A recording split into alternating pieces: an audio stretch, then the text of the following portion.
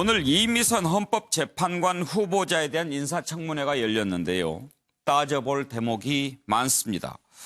일단 주식 투자 액수가 어마어마하고 주식 거래 과정도 정당한지 논란이 있습니다. 한번 살펴보고 패널들의 의견을 들어보겠습니다.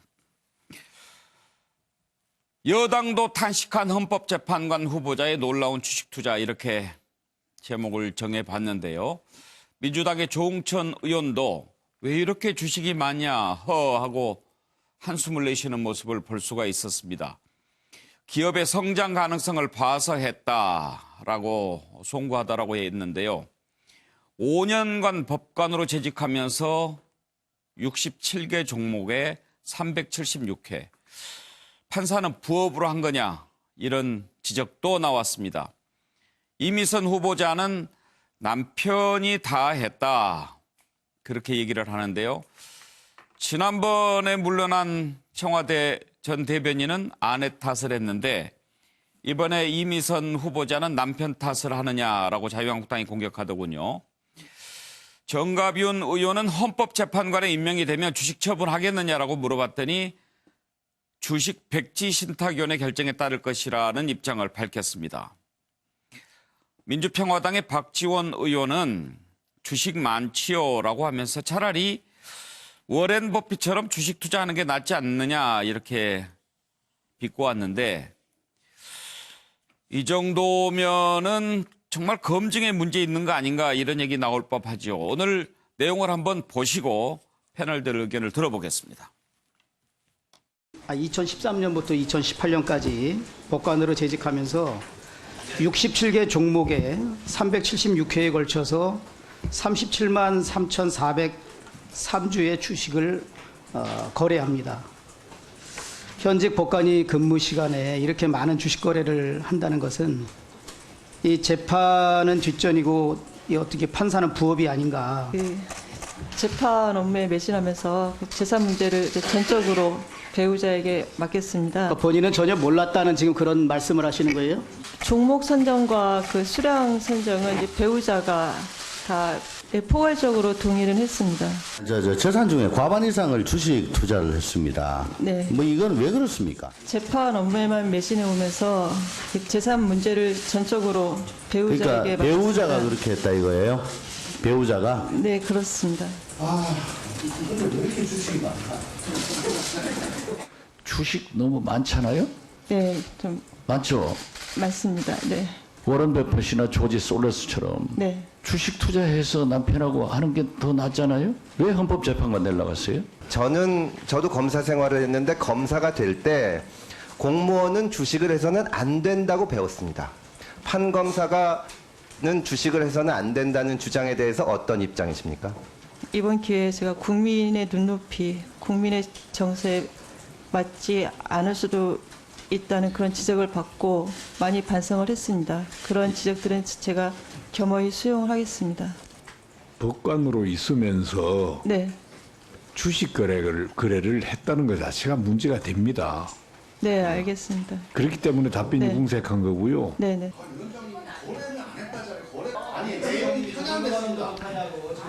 편향이건 어쩌건 일반 상식을 이야기하는 거예요. 본인 명의로 거래가 많이 돼 있잖아요. 1300회나 돼 있잖아요.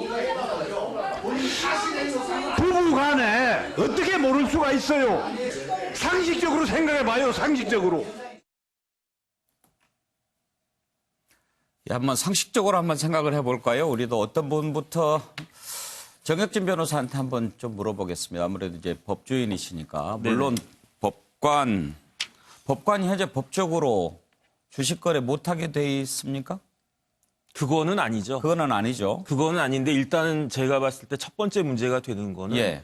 변호사는 못하게 돼 있어요. 아, 그렇습니까? 자기가 이해관계가 있을 때. 예. 쉽게 말하면 중요 정보를 알 수 있는 위치에 있을 수 있거든요. 아, 예. 그러니까 제가 어떤 회사를 갖다 대리한단 말이에요. 그럼 회사에서 중요한 정보들을 저한테 주겠죠. 예. 소송을 하거나 계약을 하거나. 예. 그런데 지금 이미선 후보자의 남편이 우리나라에서 두 번째로 큰 로펌의 그 아주 잘 나가는 변호사란 말이에요. 예. 그러니까 관련된 회사의 그 내부 정보를 알 수 있지 않았을까 하는 그러한 그 의심이 든 게 첫 번째고. 예. 그다음에 저는 뭐 주식 그 판사가 가질 수 있어요. 그런데 문제는 뭐냐면 이 주식의 소유하고 재판하고 연관이 돼 있다는 거예요. 그래서 이테크 건설하고 예. 그런데 이제 민사소송법에 보면 판사는 어떤 사람이어야 하냐면 가장 공정하고 중립적인 사람이어야 하거든요. 그렇기 때문에 민사소송법에는 공정한 재판이 어려울 것이라고 생각이 들 때에는 당사자가 기피 신청을 할 수 있어요. 예. 저 판사한테 내가 재판받을 수 없다. 예. 그런데 만약에 이 문제가 되고 있는 이 사건에서 당사자 중에 한 명이라도 이 주식을 이 담당 재판부가 부장판사가 많이 가지고 있다라고 한 사실을 알았다라고 예. 한다면 저 사람한테는 재판 못 받겠다라고 당연히 기피 신청했을 거고요. 예. 그다음에 이런 경우에 스스로 회피를 하도록 돼 있어요. 예. 그다음에 이제 법관 윤리 강령 이야기가 계속 나오는데 법관 윤리 강령에 어떻게 돼 있냐면은 일단은 판사는 공정하고 청렴해야 되는데 그다음에 6조에 명확하게 경제적 행위를 제한하게 돼 있어요. 네. 그래서 재판의 공정성에 관한 의심을 초래할 경우에는 알아서 그 거래를 갖다가 하면 안 된다. 예. 그다음에 법관 징계법이 따로 있거든요. 이 징계법에 보면 징계 사유가 직무상 의무를 갖다가 위반했을 때에는 징계하도록 되어 있는데 여기에 대해서 지금 이미선 후보자가 만약에 이 청문회를 통과해가지고 재판관으로 임명이 된다라고 하면 그 담당하게 될 헌법재판소 결정에서 어떻게 되고 있냐면 법관이 주권자인 국민으로부터 수임받은 사법권을 행사함에 손색이 없는 인품이 있어야 되고 거기에 어울리지 않는 행위를 하거나 법원의 위엄을 훼손한 행위를 했을 때에는 이럴 때에는 그 징계가 타당하다 이런 예. 헌법재판소 결정이 있는데 제가 봤을 때는 이거는 아무리 봐도 그 제가 뭐 법조인을 떠나서 일반 국민으로 봐서도 헌법재판관으로는 어울리지 않고 오히려 법관 징계 대상이 되는 그런 행위를 한 것이다. 저는 그렇게 생각이 듭니다. 김영주 의원. 네. 이제 법관으로서 주식 거래를 한 것 치고는 너무 좀 규모가 크지 않습니까? 그리고 또 요즘 뭐 흔히 쓰는 표현으로 몰빵. 보니까 전 재산의 상당 부분을 한 주식에 이렇게 투자를 했고 또 그 주식도 뭔가 좀 연관이 있는 그런 주식 아니었습니까? 네. 이런 건 좀 문제가 있어 보이지 않나요? 예, 사실은 문제가 많죠. 그리고 또 본인은 아마 이제 내심으로는 이게 잘한 투자여서 돈을 많이 번 것도 아니고 예. 투자를 한번 몰빵을 했는데 이게 뺄 수도 없고 말하자면 손해가 볼까봐 버릴 수도 없고 팔 수도 없는 예. 그런 지경에 여기까지 온 것 같습니다. 그런데 지금 현재 답변하는 데 있어서 문제가 되는 것은 벌써 판사가 된 지가 97년부터 거의 20년 됐고요. 예. 실제적으로 거래를 한 거는 물론 6년 정도 차이지만 지금 와서 생각해 보니까 국민 눈높이에 말하자면 지적을 받으니까 안 맞는구나 이렇게 얘기한다는 것은 저는 매우 실망스러운 답변이라고 예. 생각됩니다. 왜냐하면 헌법재판소라고 하는 것, 재판관이라고 하는 것은 우리나라 최고의 권위기구예요. 그렇죠. 권위기구라고 하는 것은 단순히 불법을 저지르지 않았다라고만 갈 수 있는 자리는 아니라고 생각하고 예. 모든 범주에서 국민들이 저 판결에 대해서 동의할 수 있을 정도의 험결이 없고 도덕성을 가져야 되는데 어떻게 보면 국민 신뢰의 최후의 보루 아니겠습니까? 그렇기 때문에 처음에 남편이 했든 누가 했든 간에 잘못 처분했다면 손해를 보더라도 다 그동안에 빨리 소진을 했었어야 되는데 예. 아직도 그 자기 일들에 대해서 남편이 했다 또 지금 와서 생각해 보니까 눈높이 이상하다 이렇게 정도의 답변을 하신다는 것은 사실은 권위 있는 기관에 가기에는 상당히 많은 예. 역량이나 어떤 그 정신 구조에 있어서도 예. 문제가 있다 저는 그렇게 보여집니다. 어떻게 해야 될 것 같습니까? 저는 사실은 이런 부분에 있어서 청와대가 다시 한번 사과를 해야 되지 않나 생각이 들어요. 본인은요? 본인은 빨리 사퇴를 해야 사퇴해야 맞다고 보십니까? 예. 예. 노영희 변호사 의견은 어떠신가요? 상당히 곤란하네요. 잘 아는 분입니까? 아니 뭐 제가 아주 잘 알지는 않지만 예. 지금 투자한 내역을 살펴보게 되면 예. 남편이 하긴 했는데 2018년 2월에 이제 이테크 건설이 2,700억짜리 계약을 따기 바로 직전에 예. 6억 원어치나 이제 산단 말이에요. 그 관련 주식을. 그러면 그게 사실은 과감하지 않습니까? 6억 원이나 주식을 예. 산다는 게. 그러면 이게 이제 본인 입장에서는 뭐 내부 그 정보를 이용한 게 아니라고 주장하겠지만 그럼에도 불구하고 외부에서 보기에는 뭔가 알고 있으니까 저렇게 6억 원이나 투자했겠지라는 생각을 할 수밖에 없는 구조가 되잖아요. 그러니까 게다가 이제 남편분은 특허법원에 사실 이제 있었던 분인데 이 관련해가지고 실질적으로 그 특허와 관련된 여러 가지 또 사건들을 이제 많이 하셨단 말이에요. 그래서 제가 봤을 때의 본인 입장에서는 억울할 수 있겠지만은 이제 국민들이 보거나 했을 때는 조금 뭔가 이렇게 명확하지가 않고 좀 이해가 안 가는 부분이 분명히 있는 것으로 지금 보여서 이 부분에 대해서 특히 남편이기 때문에 잘 모른다. 물론 그럴 수도 있을 거라고는 생각합니다만은 지금 말씀하신 것처럼 적절한 답변은 아닌 것 같고 조금 상당히 좀 부적절한 측면이 좀 있는 것으로 좀 보여집니다. 예. 그런데 어떻습니까? 꼭 경제적인 이유 때문에 이제 현직에서 물러나서 변호사 개업을 하는 것은 아니겠죠. 여러 가지 이유가 있겠지만 그렇죠. 그래도 대체로 이제 현직에서 판사나 검사로 있다가 경제적으로 너무 좀 힘든 상황이 일어나면 이제 물러나서 이제 변호사 개업하고 그런 전례들이 많이 있지 않습니까? 그것은 역으로 생각해 보면 현직으로 있을 동안에는 경제적인 것을 스스로 좀 자제하고 그럴 필요가 있는 거 아닌가요? 그러긴 한데요. 이제 이 부부는 원래는 판사 부부였어요. 한 예. 명은 26기고 한 명은 23기인데 네. 사실은 이제 판사 부부들이 생활하기가 그렇게 경제적으로 어렵고 그런 상황은 아니거든요. 네.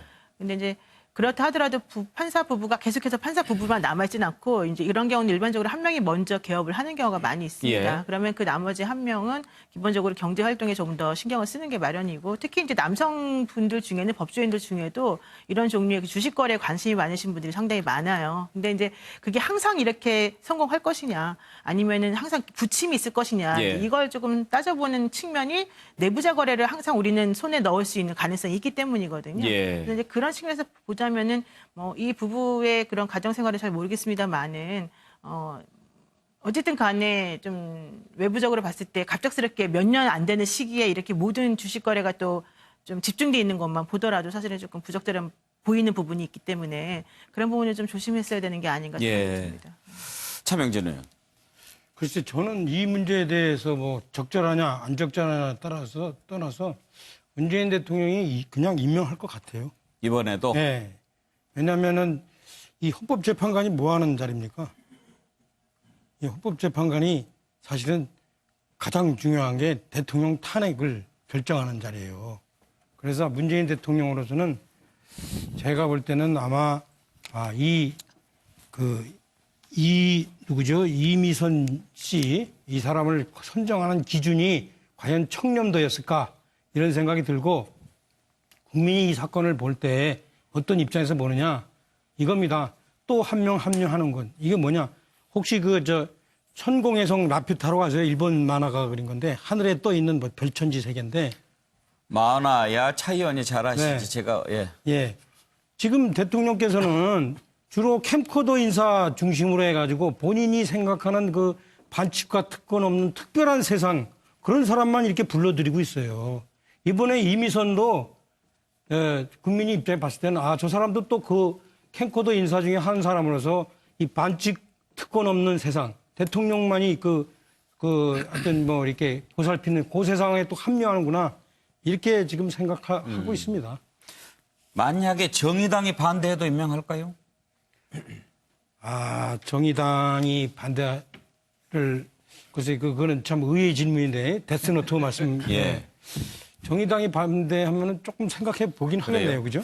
예. 한번 보죠. 최경철 의원. 오늘 민주당 관계자들 몇 분 만나보니까 밥 먹었어요? 이런 말씀 하시더라고요. 밥은 안 먹었어요. 예. 제가 오늘 점심 때 배가 불러서. 그랬는데 말씀이 이 이미선 후보자가 과연 그 문재인 대통령께서 추천해서 지금 인사청문회로 넘어온 사람이 맞는지 물어보더라고요. 그래서 문재인 대통령께서는 사람이 먼저다고 말씀하셨는데 이미선 후보자는 지금 주식이 먼저다고 살아오셨어요. 그리고 얼마 전에 또 낙마하신 분은 부동산 딱지가 먼저다. 이렇게 살아오셨어요. 그러니까 문재인 정부와 전혀 맞지 않는 분들이 자꾸 주변에 모여들고 있는 겁니다. 그러니까 내년 선거를 앞둔 민주당 분들은 자꾸 의아해하는 거죠. 왜 우리 선거를 망치려고 하지? 자꾸 이렇게 말씀을 하시는데 어쨌든 문재인 정부는 문재인 정부의 표와 캐치프레이즈에 맞게 가야 하는데 실제로는 그 간판 안에 모여드는 사람은 전혀 딴판의 사람들이 모여들고 있다. 예. 이래서 국민들이 자꾸만 실망하고 있다. 지난번 보궐선거도 사실상 2대 0으로 졌지 않습니까? 결과는 바로 그런 부분들이 말해주는 것이다. 사실 저도 주식 투자 많이 하지만. 아, 그래요? 예, 그 주식 투자라는 게요. 이 전재산에. 언론인도 주식 투자 좀 제한이 있지 않습니까? 아니, 자기 업무와 관계없으면 상관없습니다. 저는 뭐 10분의 1 토막 난 것도 많고 어쨌든 뭐 아주 손해를 많이 봤기 때문에. 어쨌든 그런데 자산의 83%를 직접 투자를 한다는 거는 이건 그 브로커리지 하는 분들도 이런 건 안 합니다. 왜냐하면 위험성이 크기 때문에. 예. 그러니까 이게 상식에 어긋난 거죠. 더구나 2종목 정도를 했어요. 이 2종목은 별로 알려지지 않은 종목이에요. 예. 이게 소위 말하는 가치주라는 겁니다. 그러니까 가만히 놔두면은 몇 년 지나면 올라가는 건데 예. 안 올라갔죠. 지금 2015년 이후에는 계속 내려왔어요. 그래서 사실상 돈이 물려 있습니다. 지금 네. 이 2종목에. 빼지도 못하고 있는 그렇죠. 거군요. 이게 사실 이렇게 재판관에 지명이 되면 이걸 빼버려야 되는데 예. 못 빼는 이유는 손해를 너무 보는 거죠. 여러 가지 지금 그때 샀을 때보다 더 가치가 떨어졌습니까? 그렇죠. 진퇴양난에 놓여 있는 거죠. 어허. 이게 사실 재료가 좀 있어요. 재료라는 건 앞으로 상승할 수 있는 예. 상장 기업의 그 대주주들인데 이 2종목이 비상장 기업에 그 비상장 기업이 상장을 했을 경우에 큰 그 가치 평가를 높일 수가 있죠. 예. 그 때문에 들고 있는 것 같은 제 추정에. 아니 저 초면에 실례가 많은데요. 초면에? 예. 오늘 처음 보니까. 아니 지금 뭐 손해 봐서 못 봐서 놨다 안 놨다 이런 식으로 좀 설명하는 거는 조금 제가 볼 때는 글쎄 너무 그 이미선 씨 입장에서 생각하는 것 같은데 국민 눈에서 좀 봐야 되지 않아요? 언론인이? 아니 그러니까 국민 입장에서 제가 말씀드립니다. 객관적으로. 설명을 하고 있잖아요. 그러니까 이런 종목은 바로 이러한 것이다. 그러니까 사실 공직자가 투자하기에 적합하지 않은 종목이다, 이게. 사실 이 비상장된 주식을 갖고 있는 이 대주주 2개의 종목에다가 투자를 해서 나중에 상장돼서 주가가 엄청나게 뛸 거라는 그 예상을 했다는 거죠. 사실 일반 투자자는 이거 잘 예상을 못 하는 거예요. 예. 사실 고급 정보입니다, 이런 것들이. 사실 저는 아주 부적절한 투자다. 예. 저는 이렇게 볼 수밖에 없다고 생각합니다. 예. 몰타는 그런데 소리가 여기까지 들려요. 예, 차명진 의원.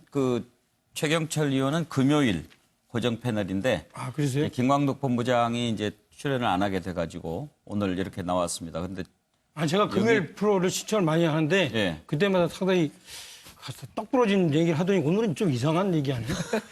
마치 뭐 이 결론은 떡 투자를 부러진 뭐 얘기를 했잖아요. 해도 되는데 잘못된 종목에 투자한 것 같다 뭐 이런 식으로 제가 설명하는 것 듣기에는 같아서. 차 의원과 기조가 별로 다르지 않았던 것 같은데. 아 그래요? 예. 좀 다른데 저는 뭐 알겠습니다. 예. 예.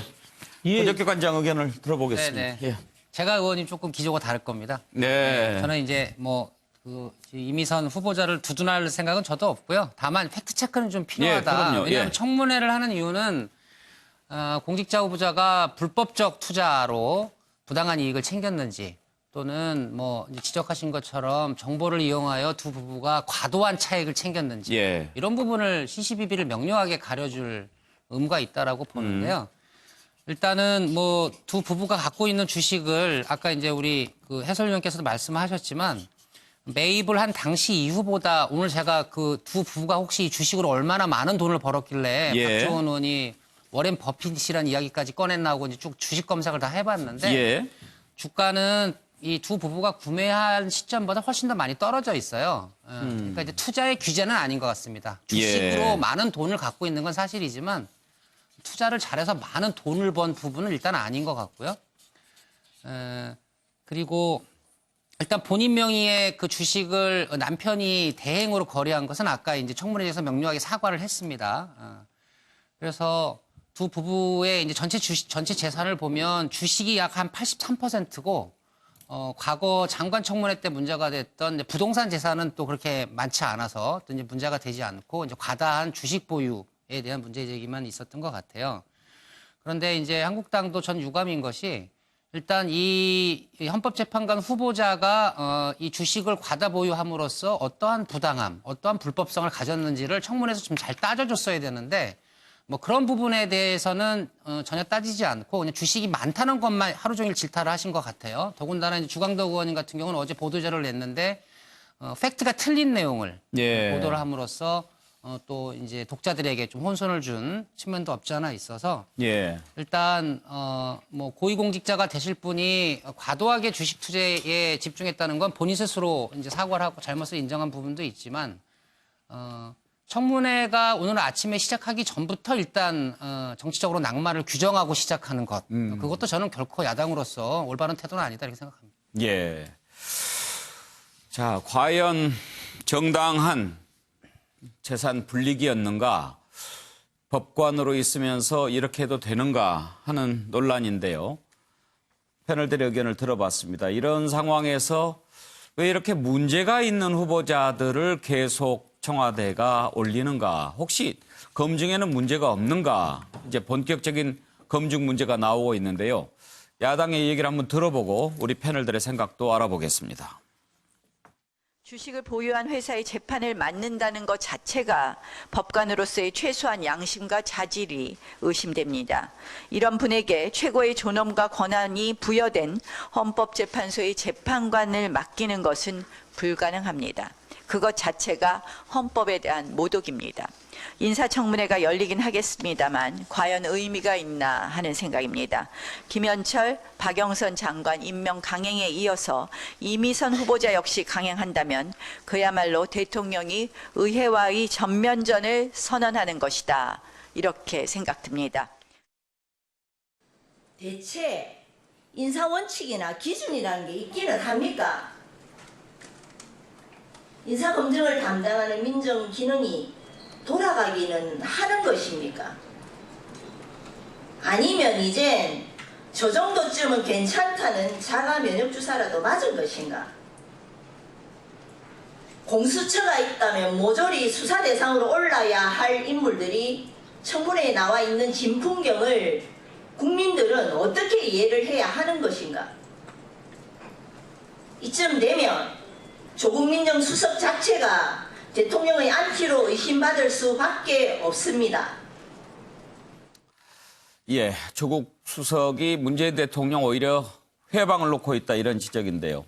최경철 의원, 검증 문제 어떻게 보십니까? 제가 판넬에요. 그 세 분의 과거 정치인들 이름을 썼습니다. 예.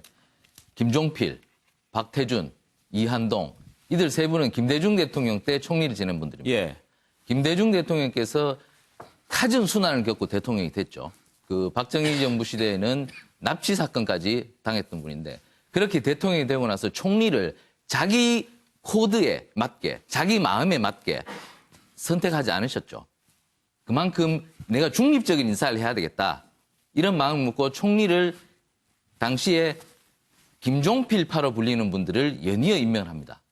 그만큼 전국의 안정을 가하기 위해서는 내가 이러한 선택을 해야 된다는 그런 말씀을 하시고 그런 정신을 갖고 그걸 했죠. 당시에 또 외환위기 직후여서 나라가 혼란하고 분열돼서는 안 된다는 생각에 이런 총리 임명을 하셨는데 지금 문재인 대통령께서도 아까도 제가 사람이 먼저다라고 말씀하셨는데 사람이 먼저라는 캐치프레이즈 맞게 좀 넓게 사람 구하셔서 그렇게 하시면 검증도 훨씬 수월하실 텐데 자꾸만 좁게 하시니까 검증이 더욱 어려워지고 결국 검증을 했는데도 나쁜 결과가 나오기 때문에 저는 김대중 대통령께서 하셨던 그런 용인술 이런 것들을 문재인 대통령께서 한번 지금쯤 한번 돌아보는 기회가 됐으면 합니다. 예, 노영희 변호사. 근데 이미선 헌법재판관 후보자는 뭐 남편이 주식을 많이 투자해서 좀 그게 부적절하다는 논란은 사실 있지만 예. 본인이 판사로서의 자질이나 이런 그 능력 같은 거는 사실 좀 뛰어난 편입니다. 예. 그 대법원 재판연구관도 했었었고요.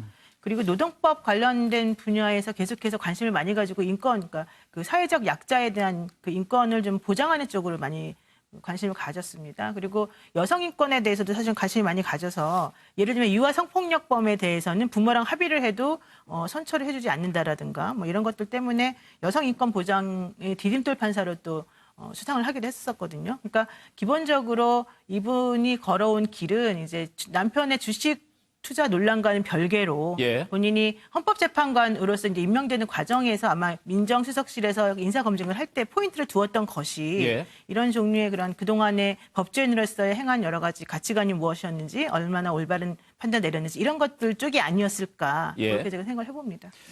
그러니까 이제 그런 점을 높게 평가했고 충분히 수행할 만하다라고 해서 추천을 했을 것으로 보이는데 지금 청와대에서 검증을 할 때 여러 가지 항목들이 있지 않습니까? 그러면은 주식이라든지 주식 보유 뭐 이런 과정 이런 것 다 들여다볼 텐데 만약에 이미선 후보자가 제대로 정식으로 신고를 했다면 청와대 민정에서 봤을 때 능력으로 봤을 때 이런 정도는 괜찮아 이렇게 봤다면 그거는 문제가 없다고 보시는지요?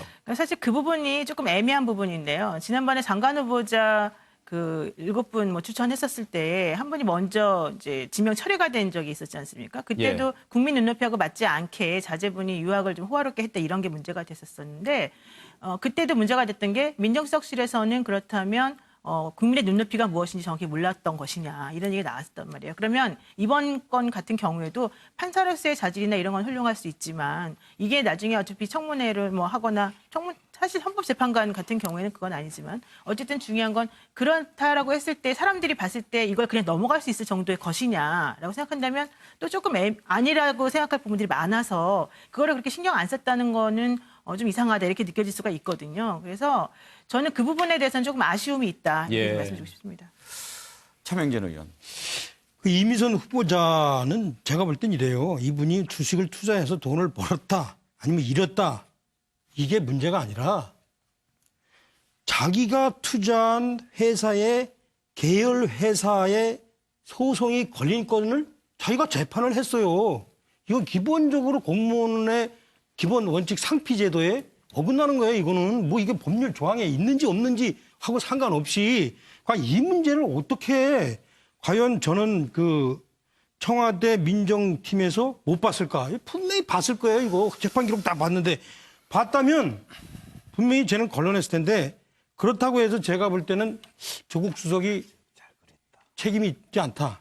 제가 볼 땐 이래요. 이게 조국 수석한테 그 검증 시스템을 누가 지시했나? 대통령이 지시한 거예요. 대통령께서 조국 수석한테 A안, B안, C안, D안 딱 줬는데 그중에서 제일 나은 D안이 이미선 후보자였을 거예요. 그 얘기는 조국 수석뿐만 아니라 이낙연 총리도 지난번에 공식적으로 얘기했단 말이에요. 그래서 제가 볼 때는 조국 탓할 것도 없다고 봐요. 잘 잡히는 낚시 도구라고 쓴 거예요? 네, 그렇죠. 낚시면은 쌍기역이라고 써야지. 아, 그렇습니까? 저 낙지할 때 낙자를. 아, 예. 제가 좀 주목을 끌기 위해서 일부러. 아하. 영어만 하여튼, 주목을 끄는 줄 알았더니 한글도 그렇게 하시는 거예요. 저기서 산 도 모르는데 거짓말까지 하시네. 저기서 산 낚시 도구로 이렇게 이제 했는데 다 빠져나가죠. 예. 청와대 검증 문제라 제가 좀 그래요. 말씀을 드려야 될 것 같아요. 물어보려고 그랬습니다. 그래서 저도 이제 아침 뉴스 보고 이제 하루 종일 이미선 재판관 관련된 팩트 체크를 뭐 열심히 했습니다. 이제 좀 놀란 부분도 있었고요. 주식이 일단 많은 건 사실이기 때문에.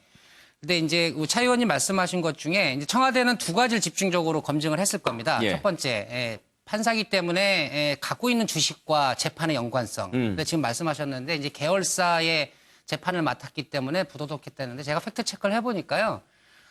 재판이 진행됐던 것은 맡고 있는 계열사의 직접 재판이 아니고 맡고 있는 계열사가 사고가 나서 삼성회자라는 이제 보험사와 삼성화재라는 보험사와 이제 운수협회와의 이제 보험금 지급 문제를 가지고 다툰 재판이었지 직접적인 그 계열사의 이화 요구를 담보하는 재판은 아니었기 때문에 법원에서도 이것은 재척 사유가 안 된다. 이렇게 공식적인 보도 자료가 나와 있고요. 청와대도 이제 그렇게 판단한 것 같습니다. 그리고 보험금 지급을 어느 보험사가 하느냐를 다투는 재판이었기 때문에 이 정보 자체가 주식을 매입할 만한 고급 정보는 아니었다라고 이제 재판부는 봤던 것 같고요. 그래서 조금은 시중에 보도된 부분과 약간 좀 차이가 있는 정보가 좀 있습니다. 그리고 또 하나 청와대가 중요하게 검증했을 것은 주식의 차익을 과대하게 얻었는가. 판사 기간 내 두 부부가 과거에 어느 이제 헌법재판관 같은 경우 낙마 이유가 주식에 투자를 했고 막대한 시세 차익을 봤다라는 비판에 이제 몰려서 사퇴한 경우가 있는데 이 부부의 경우에는 아까도 말씀드린 것처럼 주식을 많이 보유한 건 사실이지만 시세 차익을 보기보다는 시세는 오히려 떨어진 상황인 거거든요. 그렇게 되면 청와대 입장에서는 이제 근본적인 이제 고민에 들어갈 수밖에 없을 것 같아요. 예. 그러니까 국민 눈높이의 검증이 높아진 건 저도 인정합니다. 집 세 채를 갖고 있는 자도 공직자 후보의 자격이 없다라는 여론이 형성돼 있고 예. 만약에 이민선 후보자조차도 뭐 이런 부분에 과다한 주식 보유로 많이 낙마를 하게 된다면 주식을 많이 보유한 자도 고위공직자가 될 수 없다라는 국민 높이 형성이 되는 것이거든요. 그러면 자유시장주의, 자본주의 국가에서 재산을 증식하는 방법은 예금, 주식 투자, 부동산 투자. 보통 우리가 이제 3대 투자 방식이 있다고 보지 않겠습니까? 그러면 부동산 투기는 당연히 근절 대상에 들어가고 불법적이거나 막대한 시사차익을 거두지 않았음에도 불구하고 막대한 주식을 보유하고 있다만으로도 아예 공직자 후보에서 배제되는가. 예. 이런 국민 눈높이 검증 기준이 한층 더 올라가는 과정이어서 이번 헌법재판관 청문회 과정이 향후 문재인 정부의 차기 공직자 후보 선정 과정에도 굉장히 난제로 작용할 예. 것 같다 이렇게 생각이 듭니다.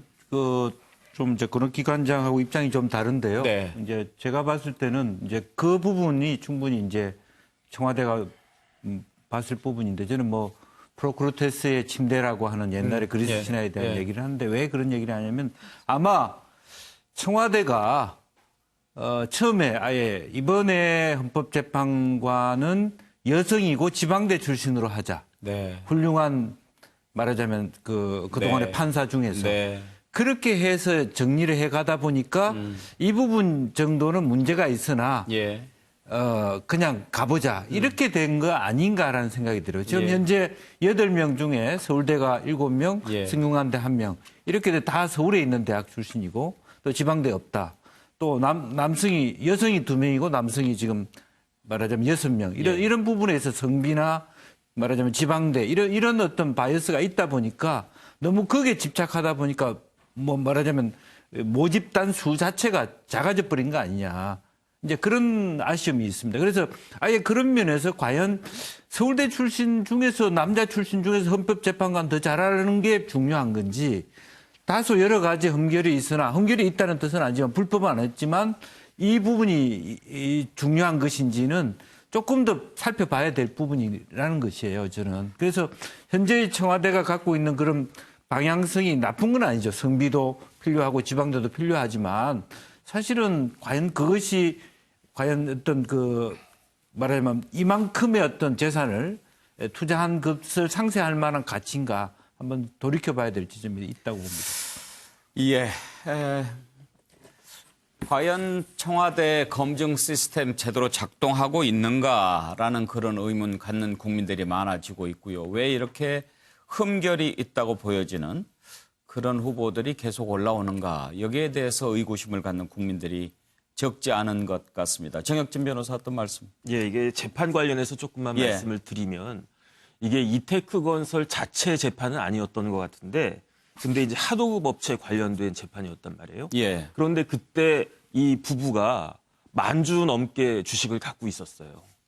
그게 이제 금액으로는 12억 정도 되는 그 금액이었는데 문제는 뭐냐면 이 재판 결과가 나온 다음에 7,000주를 더 샀단 말이에요. 예. 그러니까 이거는 도저히 납득이 안 되죠. 그다음 왜냐하면 재판을 해보면 거기에 온갖 종류의 자료들이 다 증거로 나오는데 그렇기 때문에 이제 본인은 그 증거 자료에 내부 정보가 없었다라고 말씀을 하시는데 그거는 어쨌든 그랬는데 왜 또 7,000주를 더 샀냐 이거죠. 그러니까 이게 이미선 후보가 만약에 그런 내용들을 예. 알고도 그 이야기를 안 했으면은 그것도 문제고 그거는 이제 인간적으로 자질이 문제인 거죠. 그다음에 그걸 이야기했는데 그걸 거르지 않았다. 그럼 시스템의 문제인 거고. 예. 저는 그런 생각이 들어요. 예. 패널들의 의견을 들어봤는데요. 지난 월요일에도 이와 비슷한 문제가 나왔을 때 노영희 변호사께서 인사검증 부실 책임과 관련해서 여론조사 얘기하신 적이 있었는데 저희가 보여드리지 못한 게 하나 있습니다. 이건데요. 부실 책임을 지고 조국 조현옥 수석을 경질해야 되느냐 하는 여론조사에 대해서 당시에는 반대가 50.1이고 찬성이 39.4%로 나타났습니다. 이때는 이제 장관 후보자들 청문회였는데 과연 이번에도 이런 결과가 나올지 그 부분은 의문입니다. 흔히 돈, 권력, 명예 이렇게 세 가지를 얘기하는데요. 이 세 가지를 다 가지려고 하는 것, 그것이 바로 문제의 출발이지요.